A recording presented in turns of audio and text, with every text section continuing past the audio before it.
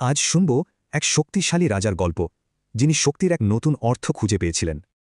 গল্পটা এক বিশাল সবুজ জঙ্গলের, যেখানে ঠিক এই প্রশ্নটাই সামনে এসে দাঁড়ায়।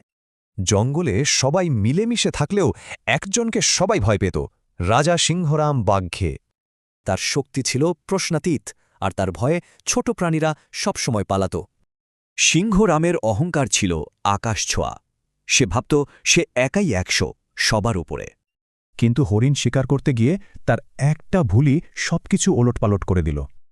হঠাৎ একটা ধারালো কাঁটা তার থাবায় এমনভাবে বিঁধ যে সে আটকা পড়ে গেল। যন্ত্রণায় গর্জন করে সে সাহায্য চাইল, কিন্তু তার ডাকে কেউই সাড়া দিল না।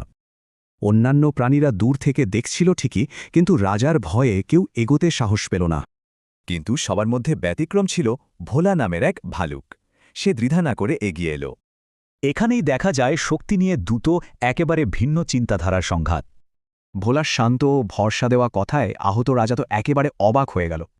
ভোলা খুব যত্ন করে ক্ষতটা সারিয়ে দিল, আর সিংহরামের ব্যথাও ধীরে ধীরে কমে এলো। এত ক্ষমতাশালী রাজা, কিন্তু এমন দয়া আর ভালোবাসা সে আগে কখনো পায়নি। আর ঠিক তখনই সিংহরাম তার জীবন আর শাসন নিয়ে এক গভীর সত্য বুঝতে পারল। সে ভোলার কাছে মেনে নিল, সারা জীবন সে ক্ষমতার আসল মানেটাই ভুল বুঝে এসেছে। সে বুঝল আসল শক্তি ভয় দেখানোয় নয়, বরং সবার সাথে মিলেমিশে থাকায়। ভোলা হেসে বলল, জঙ্গলের নিয়ম ভালোবাসা, ভয় নয়। সিংহরামও সেটাই শিখল। আর এই একটা ঘটনাই পুরো জঙ্গলটাকেই যেন আমূল বদলে দিল। এরপর থেকে সিংহরামের সব কাজেই তার এই নতুন মনের ছাপ দেখা যেতে লাগল। বাঘ, ভালুক, হাতি, বানর সবাই মিলেমিশে এক নতুন আনন্দে মেতে উঠল।